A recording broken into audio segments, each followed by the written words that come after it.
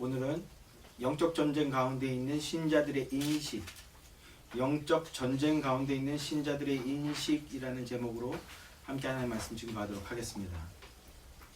인간은 참으로 연약한 존재입니다. 인간의 내면은 조그만 영향에도 오염되거나 변질되기가 쉬운 그런 구조를 가지고 있다고 할 수 있습니다. 인간이 엄청 대단히 고상하거나 의롭다거나 강인한 정신력이나 고매한 소신을 보여줄 때도 간혹 있지만, 그러나 많은 경우 인간은 작은 명분 하나 때문에 인간됨의 본질 자체가 와르르 무너져 버리게 될 수도 있는 그런 존재입니다. 제가 음대생으로 학교를 다닐 때였어요. 교수님 중에 집이 아주 부유한 분이 한 분이 계셨는데, 이분이 굉장히 소탈하시고 성격도 털털하시고 유머도 넘치는 분이셨어요. 동기들이 농담반 진담반으로 그분은 교수 활동도 그리고 밴드 활동도 취미로 하시는 분이시다, 이런 말을 할 정도로 부유한 분이셨는데, 근데 게다가 본인이 부자인 걸 잘 티도 안 내셔요. 소위 말하는 엄친아과죠. 그런데 한 번은 드디어 그 능력을 제대로 발휘하신 거예요. 학생들이 학기 말에 공연을 하는데 그 공연이 교수님 마음에 아주 들었었나 봅니다. 그래서 그 학년 전체 한 130명, 140명, 몇 명인지 모르겠어요. 130명 정도 되는데, 아무튼 혼자서 그 학년 전체에게 개인적으로 회식을 시켜준 거예요. 학교가 방배동에 있습니다. 좀 비싼 동네죠. 그런 동네에서 자비로 학생들 전체 회식을 시켜준 겁니다.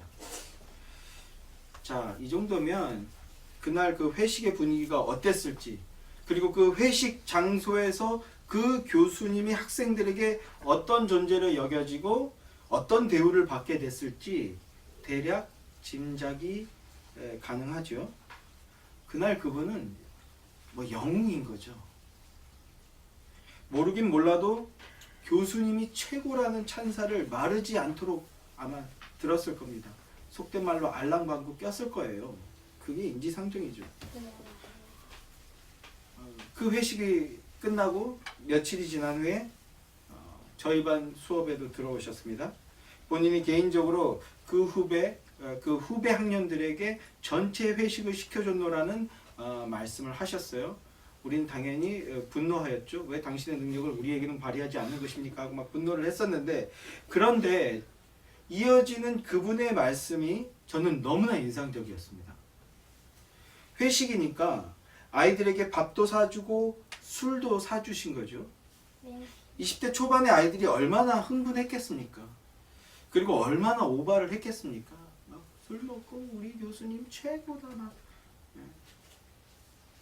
그런데 그 많고 많은 학생들 중에 딱 한 명이 술에 취해서 술김에 교수님께 와서 교수님께 면전에다 대고 재수없다, 이렇게 얘기를 했나 봐요.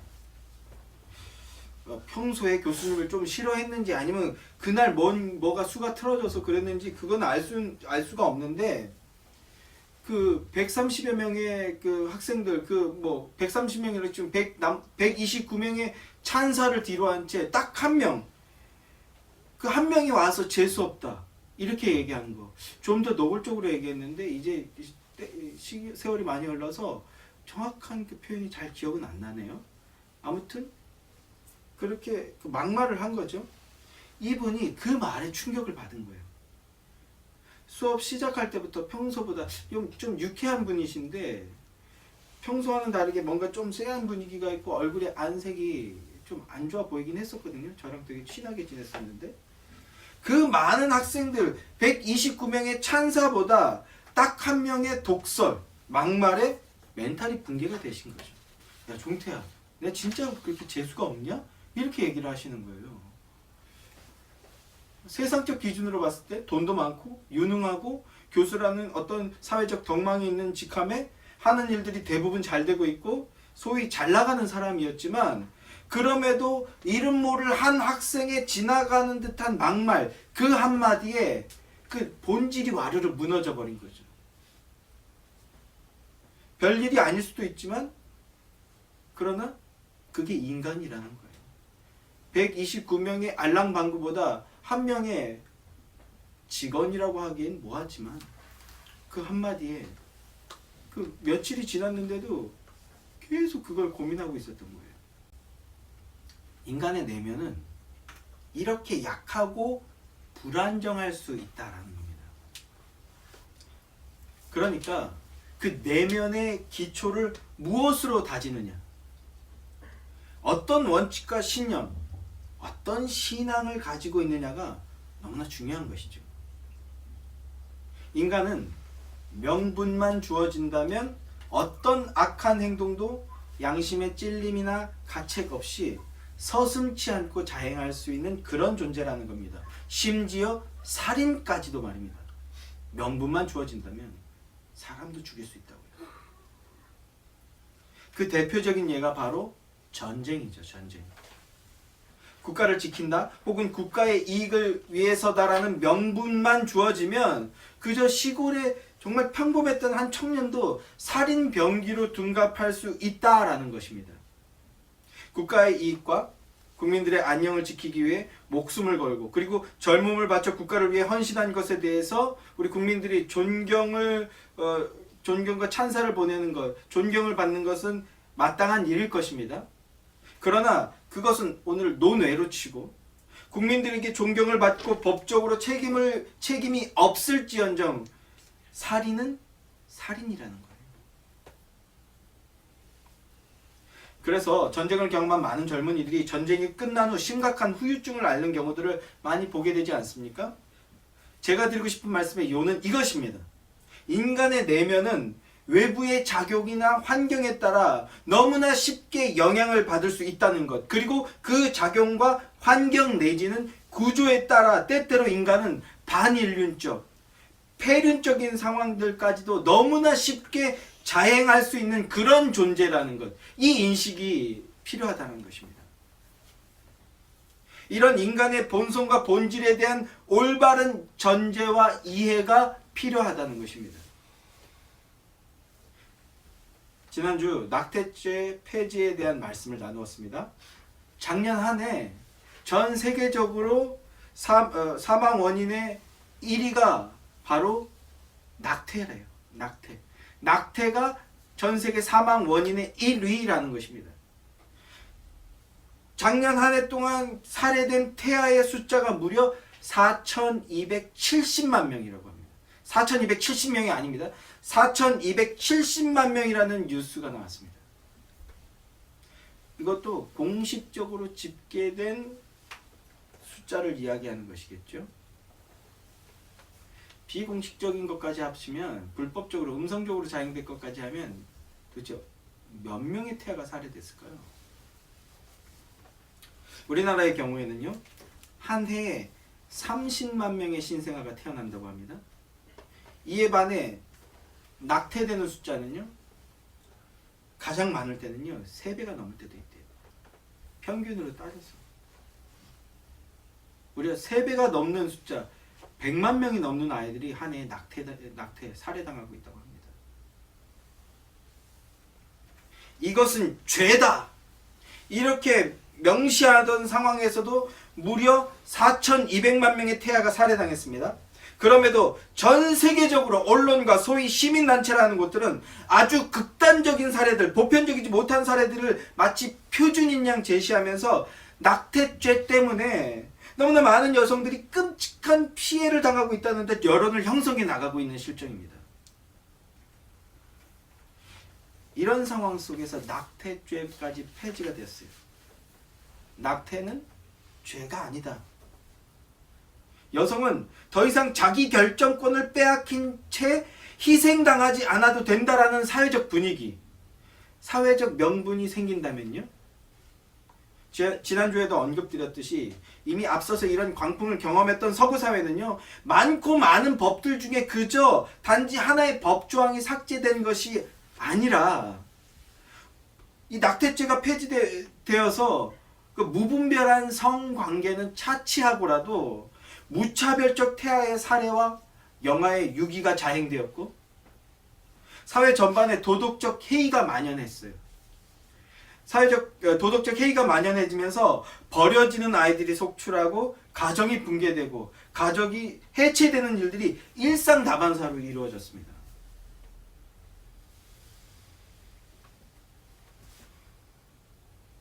가정이 붕괴되거나 흔들리니까 사회 전반이 불안정해지는 것은 너무나 자명한 이치 아니겠습니까? 하나님이 인간들에게 주신 지상명령, 생육하고 번성하여 땅에 충만하라, 땅을 정복하라 하신 이 명령과 창조의 질서가 무너져 버렸던 것입니다. 그리고 또다시 이 땅에서 무너져 내리기 시작하고 있습니다.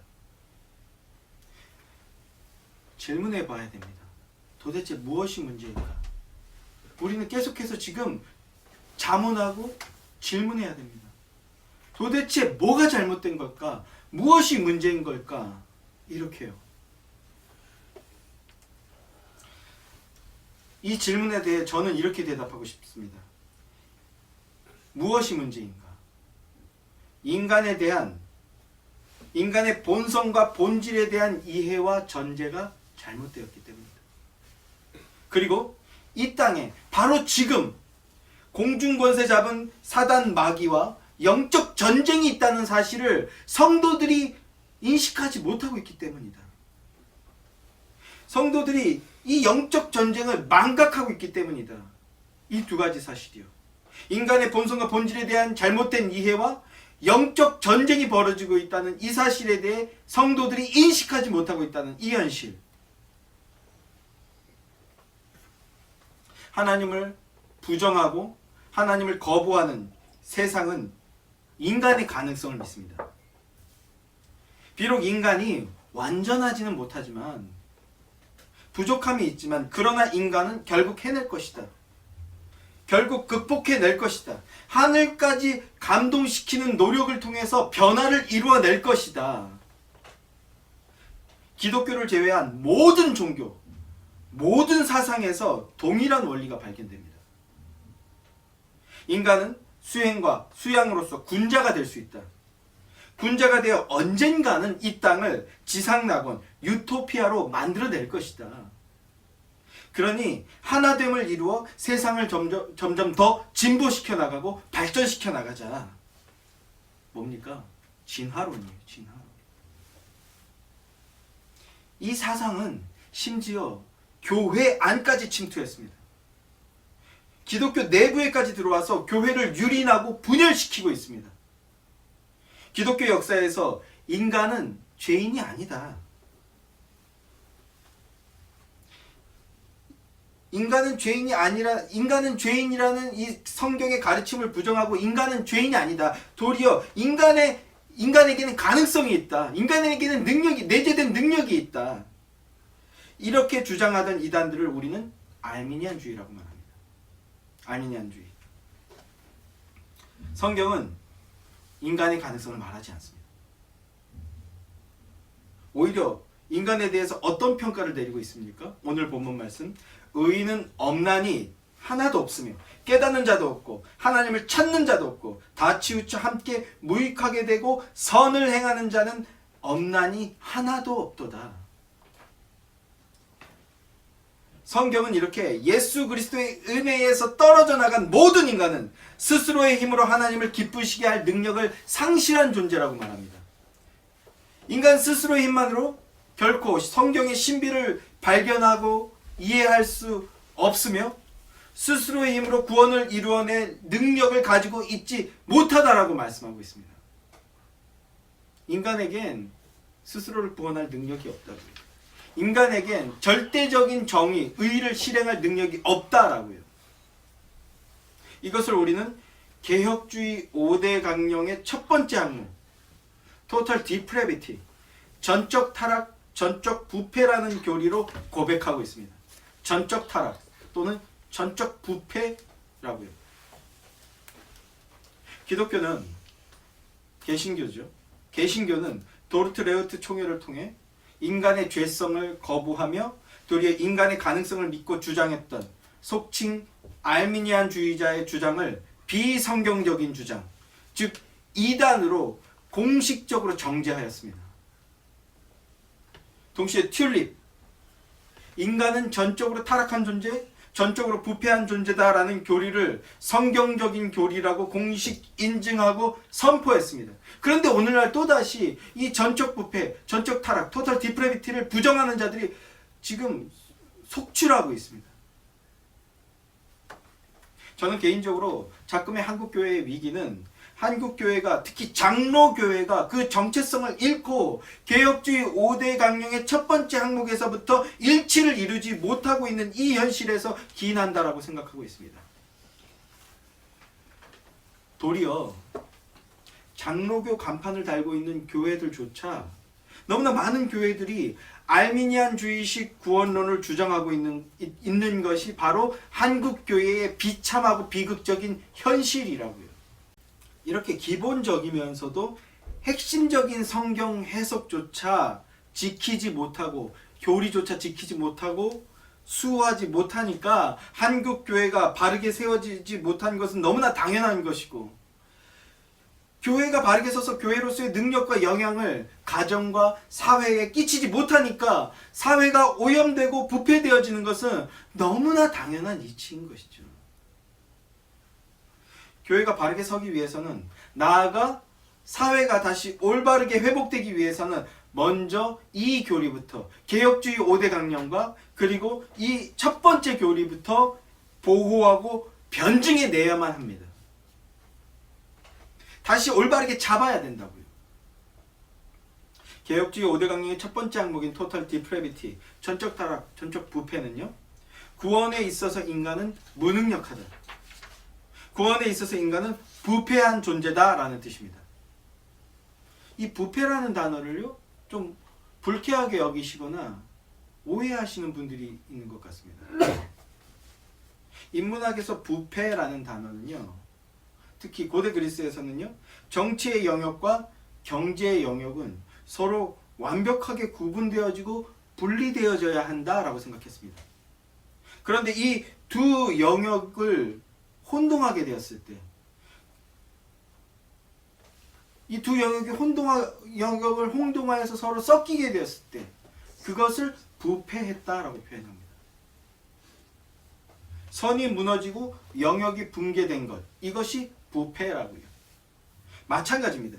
인간이 하나님의 형상으로 지어진 피조물이라는 존재를 망각하였을 때, 하나님의 말씀에 절대 복종하고 하나님의 영광을 위해서 살아들여야 하는 존재라는 그 존재의 실존을 망각하고 거역하여서 선을 넘어갔을 때, 그것을 부패했다라고 말하는 것입니다.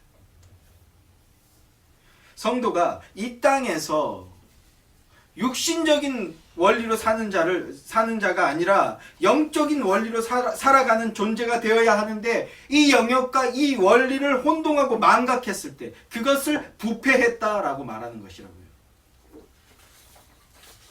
죄로 인해 인간의 본래적 목적, 하나님의 창조의 목적이 무엇인지 망각한 상태에 놓여 있습니다. 뿐만 아니라 그 사실을 인정하거나 수용하지 못하는 상태에 놓여 있다는 것입니다. 인간이 완전한 존재가 아니라는 것은 인정합니다. 그러나 스스로의 힘으로 하나님을 만나게 되고 믿음을 가질 수 있게 되는 능력은 없다. 그런 능력은 없다라는 것을 인정하지 못합니다.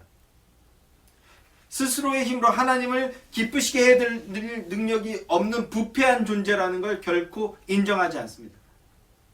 인간의 노력으로, 인간의 힘으로 절대적인 정의를 구현할 의가 없다라는 걸 인정하지 못한다고. 인간은 영적인 지각에 결핍이 있다는 사실을 인정하지 않으며 불의의 길에 서 있음을 인정하지 않습니다. 스스로의 힘으로 의를 행할 수 없으며 예수 그리스도의 중보가 없이는 하나님을 만나게 되고 하나님을 믿게 되는 그 의를 이룰 수 없는 불의한 자라는 것을 인정하지 않는다고요. 오히려 이런 얘기들을 불쾌하게 여기면 분노하죠. 왜 그렇습니까? 왜 인간에겐 이런 능력이 없을까요? 왜냐하면 인간은 죽었기 때문입니다. 인간은 죽은 존재예요. 에베소서 2장 1절 말씀, 그는 허물과 죄로 죽었던 너희를 살리셨도다, 이렇게 말씀하죠. 바울 사도는 인간을 허물과 죄로 죽었던 존재, 죽은 존재라고 말씀합니다. 인간이 언제 죽었습니까? 인간이 언제 죽었나요?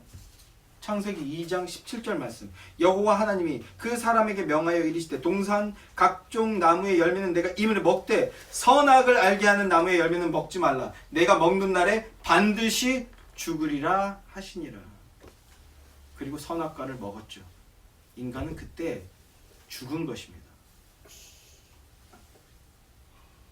인류의 시조가 선악과를 먹었고 그 결과 죽음의 존재가 되었다는 것입니다. 이것이 인간의 실존입니다. 이 인간의 실존에 대한 이해를 가져야 되는 것입니다. 선악과가 뭡니까? 무슨 먹으면 특이한 영양분이 있거나, 예전에 이런 얘기 많이 했는데 신천지 교리장에 설교랍시고 강연을 보니까 선악과를 먹으면 방사능의 5만 배의 그 영향이 있어서 먹으면 그냥 이런 얘기를 하더라고요. 네. 방사능의 5만 배 측정을 어떻게 했을까? 선악과가 뭐예요? 선악과란 무슨 먹으면 어떤 영양분이 있어서 영향을 받고 그런 게 아닙니다. 열매에 어떤 맛이 있고 그런 게 아니라, 선악과는 하나님과의 언약의 표징입니다. 하나님과의 언약의 표징이고 하나님의 율법입니다. 피조물의 존재, 하나님을 대신하여 에덴을 다스리는 대리 통치자라는 사실을 기억하며 하나님의 뜻을 살아드릴 때 영원한 생명과 평안과 행복을 보장한다는 언약의 표가 바로 선악과였던 거예요. 그런데 아담과 하와는 하나님의 명령을 어기고 선악과를 먹었습니다. 왜 먹었습니까? 배가 고파서 먹었습니까? 배가 고픈데 먹을 게 없어서 선악과를 따먹었나요? 아니죠. 하나님은요, 동산 안에 각종 나무의 열매를 넘치도록 주셨어요. 먹을 게 넘쳐났습니다. 하나님의 명령은 풍성하게 주신 다음에 떨어진다라는 이 주심의 원리를 성도는 늘 기억해야 합니다. 아담은 허기가 지거나 급하게 당이 떨어져서 그걸 보충하려고 선악과를 먹은 게 아니에요. 하나님께 무조건 순종해야 할 존재, 하나님을 절대 의존하고 하나님의 뜻을 따라야 하는 존재라는 그 사실을 망각했던 거예요. 그 사실을 망각했고 나아가 적극적으로 하나님에 대한 야심을 품었던 것이 바로 선악과를 따먹는 행위로 나타났던 겁니다.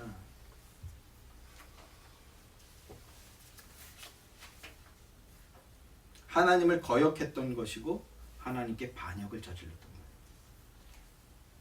그로 인해 아담 이후의 모든 인간은 죽어있는 존재가 되었고 스스로의 힘으로 하나님을 알지도 만나지도 깨닫지도 못하는 존재가 된 겁니다. 영적인 세계가 있음을 인지하거나 이해하지 못하는 존재가 되었고 의를 행하지 못할 뿐만 아니라 본성적으로 하나님을 거스르는 길만을 추구하고 쫓아가는 존재가 되어버렸다는 것입니다. 이런 인간의 실존을 이해하고 인정하는 것, 여기에서부터 시작할 때 비로소 그 신앙은 안전하고 견고해질 수 있습니다. 나아가 좀 거창하지만 이 사실을 인정하며 붙들 때 한국교회는 올바르게 회복되고 갱신될 수 있는 겁니다. 칼빈은 기독교 강호를 통해 타락하고 부패하기 전에 인간의 형상에 대해서 세 가지로 정리합니다.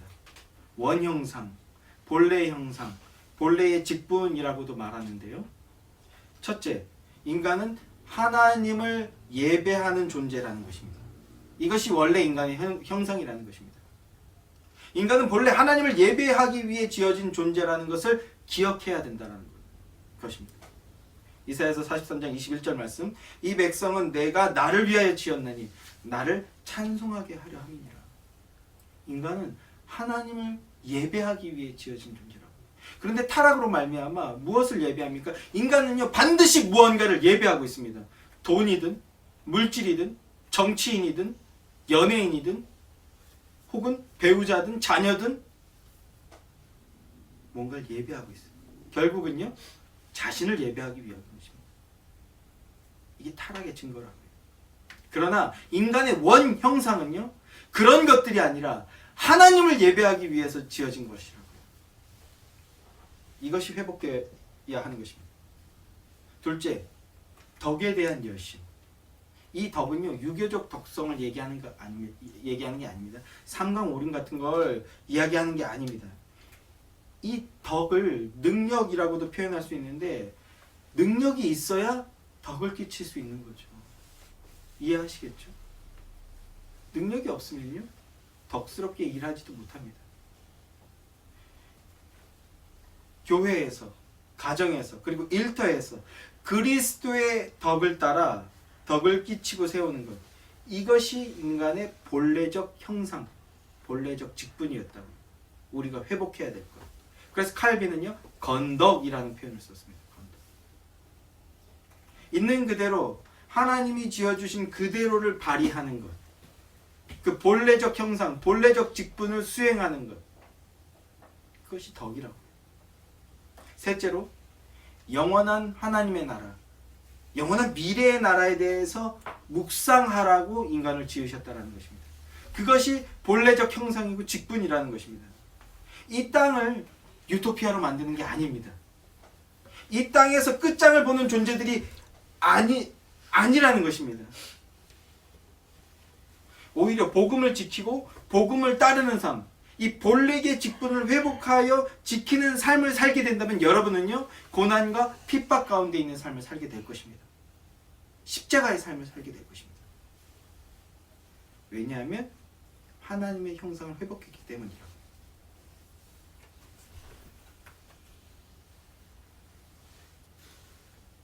우리의 최종 목적지는 이 땅이 아닙니다. 이 땅에서의 성공이 아닙니다. 창세기를 보면 요셉은요 너희가 그 이스라엘 민족들을 향해서, 유대 민족을 향해서 너희가 돌아가게 될 것이다. 이 땅이 아니라 요셉은 애굽에서 실질적인 1인자, 실질적인 왕이었습니다. 여기서 그가 그의 특별한 지혜와 능력을 발휘해서 완전한 1인자가 되고자 했고 유대인들 통해서 애굽 체제를 전복시키고 애굽을 장악하려 했다면 요셉에겐 그런 능력이 요셉은 그렇게 할 수 있었을 것입니다. 그러나 요셉은 그렇게 말하지 않았어요. 여기서 대대손손 이 애굽에서 우리 왕 노릇하자라고 말하지 않았습니다. 어떻게 말했습니까? 너희는 돌아가야 된다. 왜요? 하나님께서 아브라함에게 4대 만에 돌아올 것이다 라고 예언해 주셨잖아요. 너희는 이 땅이 아니라 젖과 꿀이 흐르는 땅으로 돌아가게 될 것이다. 그것을 잊지 말아야 된다. 그것을 기억해야 된다. 너희가 돌아가게 될 텐데 어떻게 돌아가야 된다고요? 나는 해골이라도 가지고 가다. 나는 해골조차도 이곳에 있을 수 없다. 왜? 하나님 나라의 백성이니까. 너희가 돌아가게 될 텐데 내 해골까지도 가지고 가라. 이 땅에서 왕노릇할 자가 아니라는 겁니다. 세상에서 왕노릇할 존재가 아니라는 것입니다. 이 땅에서 왕노릇하는 자가 아니라 영원한 하나님의 나라, 영원한 그 미래의 나라를 묵상하며 살아가야 할 존재라는 것입니다. 그 묵상이 있을 때, 그 본래적 직분을 감당하는 묵상이 있을 때 우리는 이 땅에서 벌어지는 그 어려움과 환난과 핍박과 고난을 견디고 뛰어넘을 수 있다는 것입니다. 지금 이 직분은 그 어느 때보다 중요한 시대가 되었습니다. 이 원 형상을 회복하는 것은요, 그 어느 때보다 중요한 시기가 되었습니다. 빌립보서 3장 20절 말씀. 그러나 우리의 시민권은 하늘에 있는지라 거기로부터 구원하는 자 곧 주 예수 그리스도를 기다리노니, 이렇게 말씀합니다. 우리의 시민권은 여기가 아니라 하늘나라에 있다. 진짜 시민권. 성도는 땅적 차원의 정의나 평화에 함몰되어서는 안 됩니다. 이 땅의 유토피아를 추구했을 때 그것은요 생지옥으로 변했고요, 절대적 부패와 타락의 온상이 되었다는 것을 역사가 증거하고 있습니다. 우리는 그것을 기억해야 합니다. 십자가를 경험하지 못한 자는 자신이 전적 타락한 자, 전적 부패한 구원의 무능자임을 자각하지 못합니다. 그러니 인정하지도 못합니다. 오히려 예수를 부정하고 십자가를 거부합니다. 그리고 자신의 능력이나 고매해 보이는 행위로 자신의 의의를 입증하려고 합니다. 그러나 성도 여러분, 구원은요, 입증하는 것이 아닙니다. 십자가 앞에 무릎 꿇고 겸손히 엎드릴 때, 하나님께 회개하고 십자가의 은혜를 내게도 주십시오라고 간청할 때 부어지는 것입니다. 그러면 비로소 인간은요, total depravity, 전적 타락한 존재, 전적 부패한 존재가 맞다는 것을 인정하게 됩니다. 그리고 불완전하지만 타락하기 이전의 형상, 인간의 원형상, 본래의 직분을 회복할 수 있게 됩니다. 하나님을 예배하기 위한 존재, 그리스도의 덕을 끼치는 존재, 영원한 하나님의 나라를 대망하여 이 땅의 영광이 아닌 영원한 나라를 선취하며 살아가는 존재. 그런 인간의 본래 형상, 본래의 직분을 회복하시는 여러분들이 되시기를 주님의 이름으로 소망합니다. 참된 그리스도인들이 영적인 능력을 나타내 보일 때 이 땅이 오염되고 변질되어만 가고 있는 우리 사회가 다시 정화되고 거룩해지게 될 줄을 믿습니다. 성도라면 누구나 은혜를 사모하며 거룩을 추구하는 삶을 살기를 원해야 합니다. 그래서 우리 성경 읽기 하자. 자꾸 이런 얘기 하는 겁니다.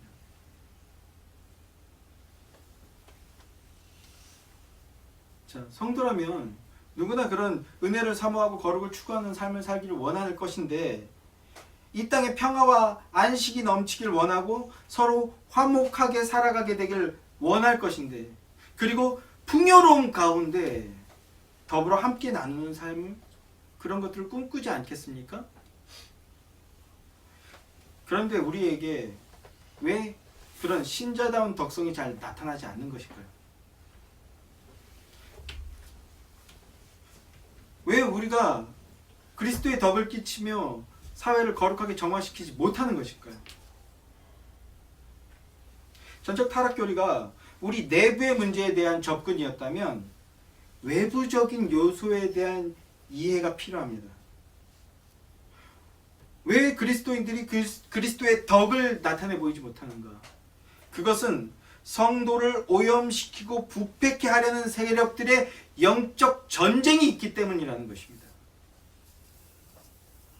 그리고 이 영적 전쟁은요, 오늘날 이 2021년 현재 정말 가장 치열하게 벌어지고 있다는 사실을 성도들이 까맣게 망각하고 있다는 것입니다. 많은 성도가 이 영적 전쟁에 대한 이해를 갖고 있지 못합니다.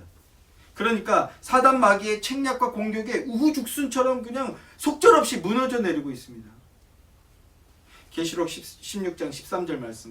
또 내가 봄에 개구리 같은 새 더러운 영이 용의 입과 짐승의 입과 거짓 선지자의 입에서 나오니 그들은 귀신의 영이라. 그들은 귀신의 영이라. 더러운 새 더러운 영이 용의 입과 짐승의 입과 거짓 선지자 입에서 나온다. 이렇게 말씀합니다. 용의 입, 짐승의 입, 거짓 선지자의 입. 뭘 말씀하는 걸까요?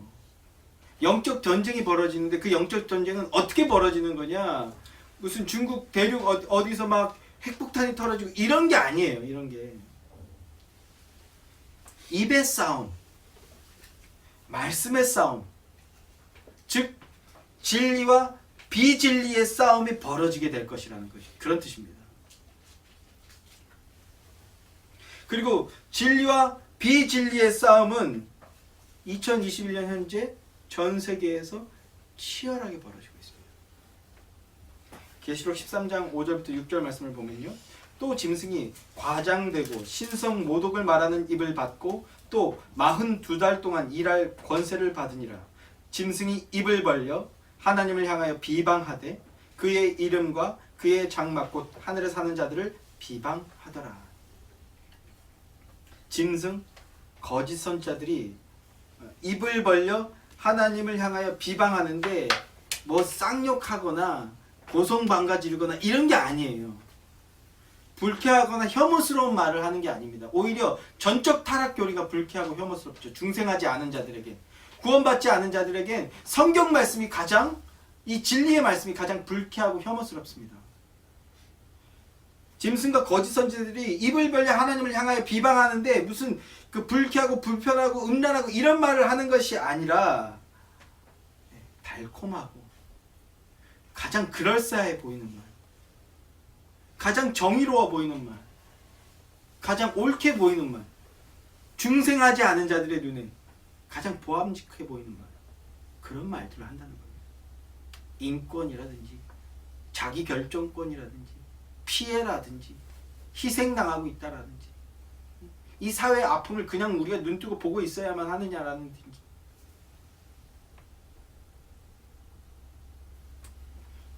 그런데 이 13장의 문맥에서요, 이 짐승, 거짓 선지자들, 이들이 입을 벌려 교회를 공격하는데 어디에서 공격하는지 아십니까? 이 상황이 어떤 문맥이냐면 교회 안으로 들어왔다. 성도 안으로 들어와서 공격한다는 겁니다. 진리의 영역 안으로 들어와서 마치 이 비진리가 마치 진리인 것처럼 광명의 천사 같은 모습을 하고 나타나서 진리를 공격한다는 것입니다. 인권, 정의, 평화, 행복, 겉모습만 보았을 때는 진리와 쉽게 구별할 수 없는 모습의 비진리들로 교회를 공격한다는 것입니다. 대한민국에서 너무나 막강하게 그 모습들이 나타나고 있죠. 가나안 교회, 언젠가부터 이런 말들이 나왔는데, 저는 교회에서 상처받고 혹은 목사에게 상처받은 사람들, 그래서 다른 교회를 찾지 못하고 방황하는 사람들을 표현하는 건 줄 알았어요. 그런 건 줄만 알았어요. 충분히 그럴 수 있고 교회는 언제든지 깨어서 반성하고 각성할 필요가 있습니다. 진리로 인해서 상처를 받은 것과 무례한 말로 인해서 상처를 받은 것, 이걸 예민하게 구분할 수 있어야 되는데 이제는 한국 교회들은 그런 인식이, 성도들 가운데 그런 인식이 현저하게 떨어졌었죠. 그래서 그런 이들을 보듬고 품어야 된다, 이런 말을 하는 건 줄 알았어요. 아니요, 그런 게 아니더라고요. 가나안 교회로 만들고자 하는 어떤 신호요, 암호였던 거예요. 주술이었던 겁니다. 가나안, 가나안, 가나안, 안 나가, 안 나가, 안 나가. 교인이라고 말하지만 진리를 부정하게 만들고 복음이 선포되는 것부터 멀어지게 하기 위한 마귀의 거짓 공격이었던 겁니다. 우리 이제 이런 말에 현혹되어서는 안 되겠습니다. 깨어 각성해야 되겠습니다. 가나안 교회, 교회는 왜 성도를 품지 못하는가? 이런 말 하는 사람들이 바로 비진리였던 거예요. 이제 그 실체가 드러났는데, 그런데 아직도 많은 성도들이 그걸 깨닫지 못하고 있다는 겁니다. 사회적으로 저명한 목사들이 앞다투어서 이런 말을 하고 있습니다. 근데 이 목사의 양심을 걸고 말씀드리지만 거짓의 선지자들입니다. 정말 교회에 상처받고 목회자를 위해서 상처받은 자들이 있다면 그들을 향해서 눈물을 흘려 기도하면서 뭘 해야 됩니까? 참된 복음을 전해줘야 되는 거예요. 진짜 진리를 가르쳐줘야 되는 거예요. 교회의 불합리함이나 불공정 이런 얘기를 하는 것이 아니라, 물론 그것은 개선되어야 할 것이지만 그 교회의 불합리와 불공정함은 어떻게 개선되는 겁니까? 사회법을 바꿔야 되는 겁니까? 아닙니다. 진짜 복음이 선포되어야 되는 겁니다.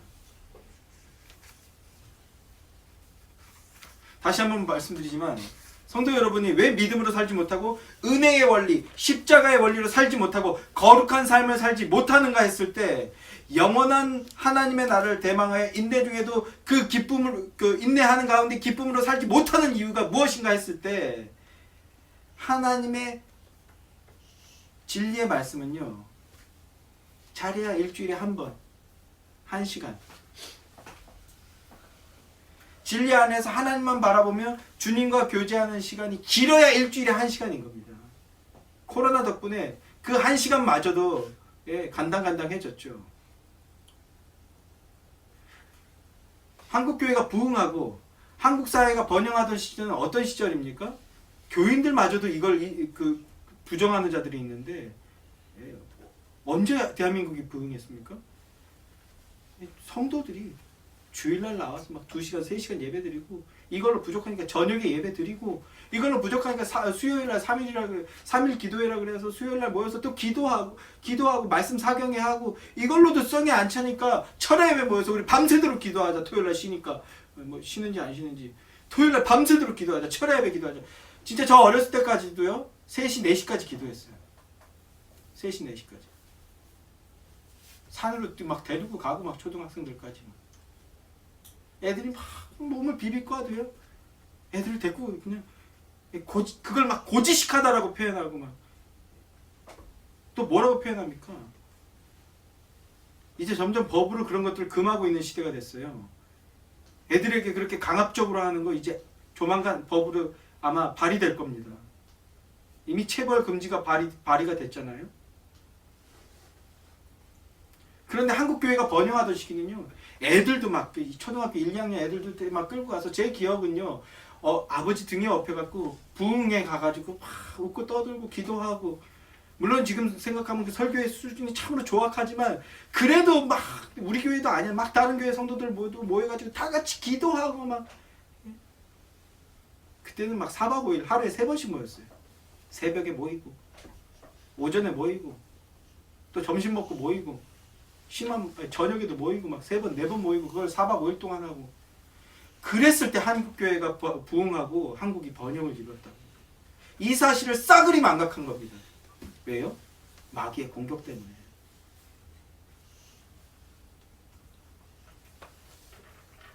진리 안에서 하나님만 바라보면 주님과 교제하는 시간이 길어야 1시간이고, 나머지 모든 시간과 모든 공간과 상황과 우리가 받는 영향은요, 비진리에 노출된 삶을 살고 있기 때문입니다.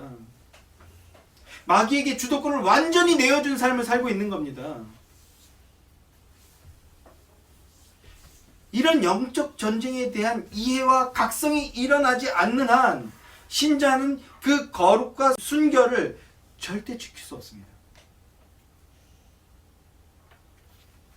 교회는 절대 그 생명의 능력을 회복하여 다시 세상에 영향을 주지 못. 이제는 영적 각성이 필요한 시기입니다. 이제는 성도들이 영적으로 깨어나야 될 시기입니다. 진리와 비진리의 싸움이 있음을 자각하고 각성해야 될 시기입니다. 비진리가 완전히 진리로 둔갑된 시대를 우리가 살고 있구나라는 것을 각성해야 된다고. 많은 교회와 목사라고 주장하는 짐승들, 거짓 선지자들이 교회 안까지 침투해 들어와서 거짓의 입으로 성도를 유린하고 있는 시대라는 것을 우리가 이제는 깨달아야 됩니다. 이제는 정말 영적으로 각성해야 될, 깨어나야 될 시기입니다. 전적 타락, 전적 부패의 교리, 인간의 불가능성을 인정하고 자력 구원의 불가능성을 인정하는 올바른 믿음, 교리, 인식이 회복되어야 됩니다. 이스라엘 백성이 광야에 높이 들린 놋뱀을 바라보고 살아났듯이 이 시대의 성도들이 오직 예수 그리스도의 보혈의 십자가만을 믿음으로 바라보고 붙들어야만 하는 것입니다. 마태복음 10장 28절 말씀. 몸은 죽여도 영혼은 능히 죽이지 못하는 자들을 두려워하지 말고 오직 몸과 영혼을 능히 지옥에 멸하실 수 있는 일을 두려워하라. 우리 주님께서 이렇게 말씀하셨다고요. 이 말씀을 성도는 기억해야 됩니다. 사랑하는 예수의 교회 성도 여러분, 지금 전 세계는 영적 전쟁 가운데 있습니다. 이때에 오직 십자가만 바라보는 성도, 오직 복음만 붙드는 참된 성도들 되시길 소망합니다. 인간은 스스로의 힘으로 구원을 얻을 수 없으며 참된 의를 행할 수 없는 존재라는 이 전적 타락, 전적 부패의 교리를 단단히 붙들고 변증하시는 여러분들 되시길 소망합니다. 오직 복음의 능력만 붙들어 우리에게 닥친 이 영적 전쟁을 승리로 이끄는, 그래서 다시 한번 대한민국을 평화롭고 풍요로운 사회로 변화시키는 그런 복되고 능력 있는 신자들이 되시기를 우리 주님의 이름으로 간절히 기원합니다.